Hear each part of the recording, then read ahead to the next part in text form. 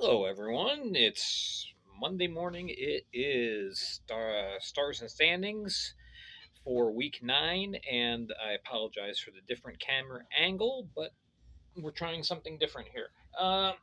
Mainly lighting. Um, okay, so this is the updated standings right now.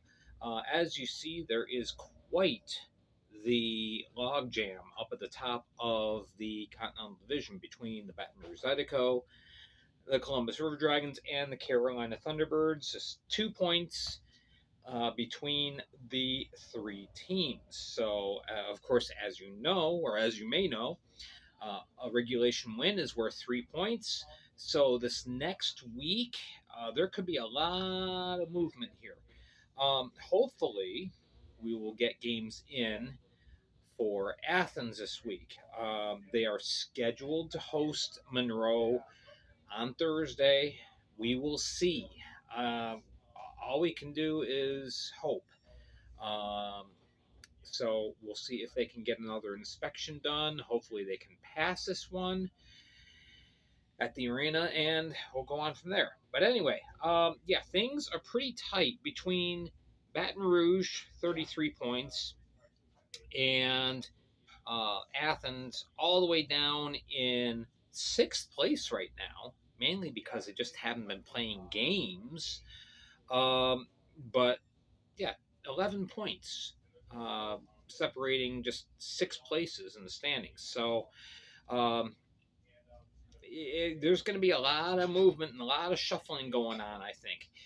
Meanwhile, Mississippi has closed the gap a little bit. They got a win this last week, so now they are within 12 points of the sixth place spot, which that would be 4 wins. Not impossible.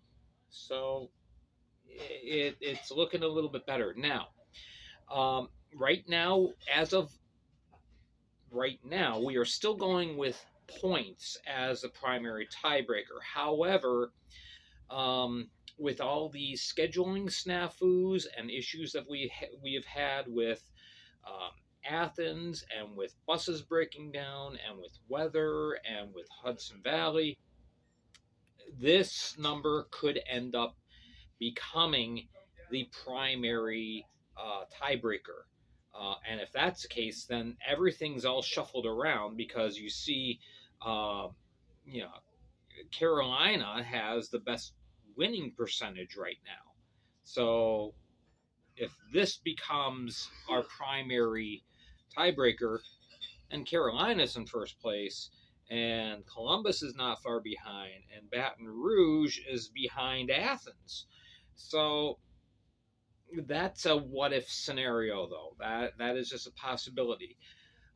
It is a possibility, so that's why I wanted to make sure that this was here, that you saw it. But again, right now we're still going with points. So as such, these are the correct standings. Now, as we look in the Empire Division, Binghamton and Watertown still a big step ahead of everyone else.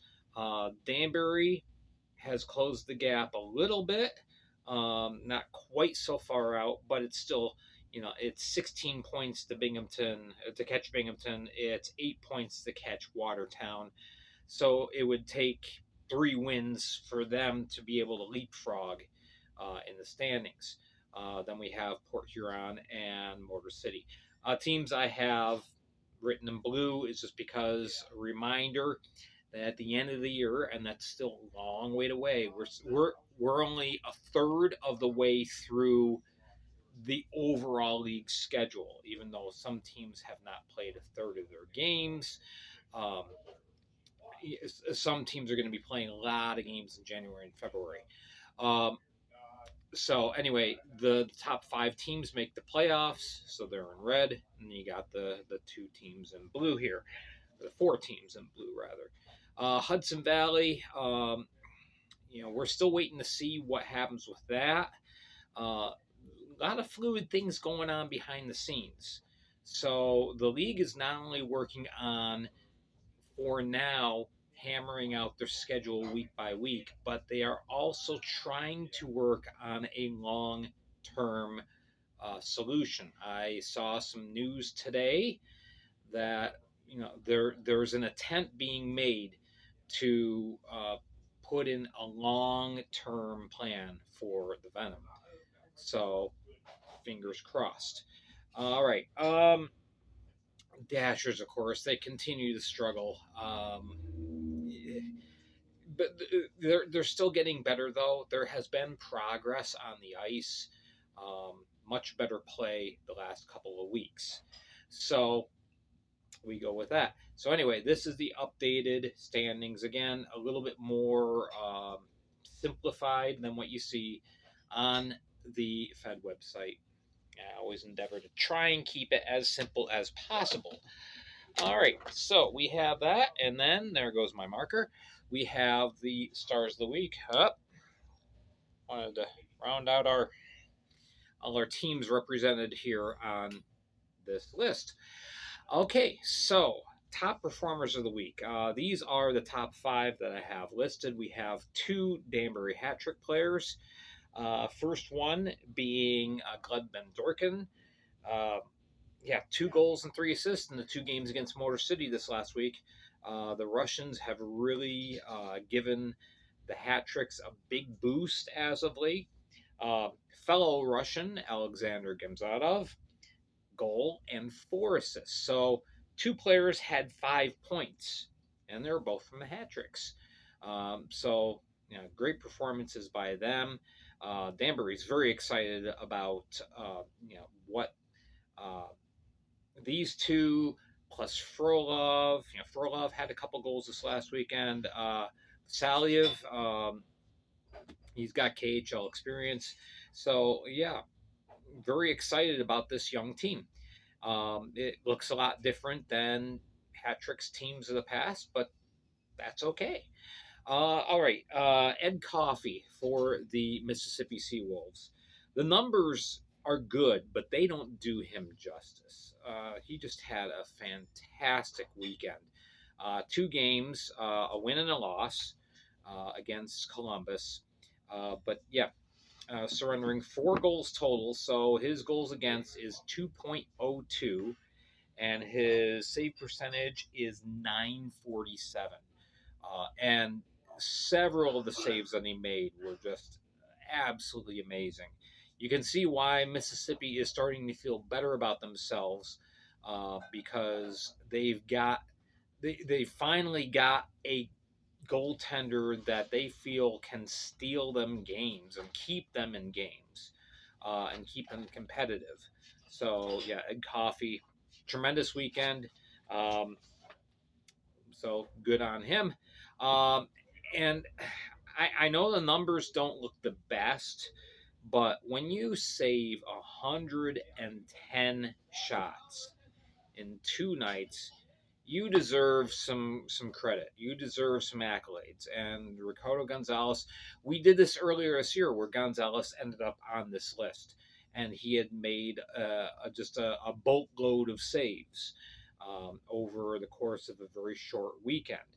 Well, it's happened again. The Rockers need to figure something out where they're not, getting so many. The oppositions aren't getting so many pucks on Gonzalez, but Rico stood on his head and showed why he is Rico Suave. So yeah, 110 saves, a 932 save percentage in a weekend split with the hat tricks, and goals against 389. Well, 5 goals in one game will do that, but that was the goal. That was the game they won. So anyway, yeah, he gets a star for the week, and then Brandon Stochevsky, he is the bright spot on the Dashers. They have several good players, several exciting players, but Stochevsky is just taking off, having a phenomenal year, and he ended up with 3 goals and an assist over the 2-game weekend against the Monroe Moccasins. All right, for honorable mentions, can't forget these guys because they all had a good weekend. Maybe not as good as these guys, but still. Cameron Clark for the Binghamton Black Bears, he had a hat trick the one night. You can't ignore that. Um, you had Alex Johnson for the Port Huron Prowlers, 4 assists, three in the one night, and then he added another one the second night. So great job by Alex Johnson. Um, no points this weekend for Matt Graham, but that's okay. Alex Johnson picked up the slack and helped Port Huron earn a split in Binghamton this last weekend. All right, Tyson Kirkby, he got himself a goal and 3 assists for the Black Bears. He continues to be the leading scorer in the league at this point.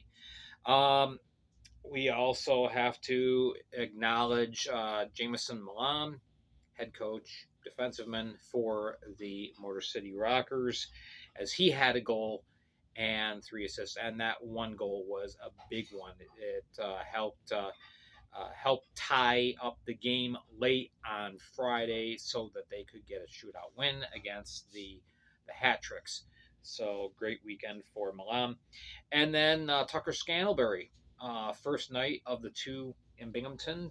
Scantlebury for the Prowlers. He had himself a hat trick, and he almost had 4 goals in that game. He had a breakaway, and at the last minute, the puck was poked away on an empty net. So this close to a 4 goal game for Scantlebury, which we've seen him do before.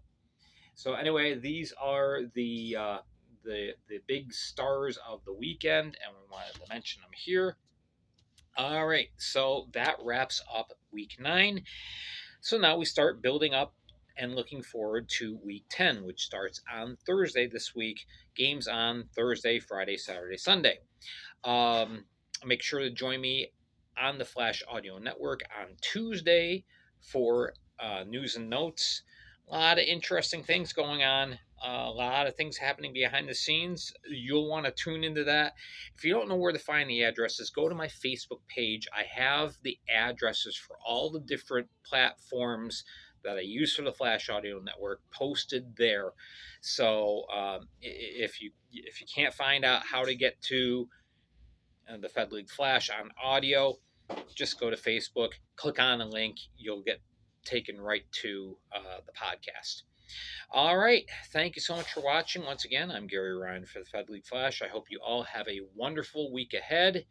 Be safe, and we will see you very soon.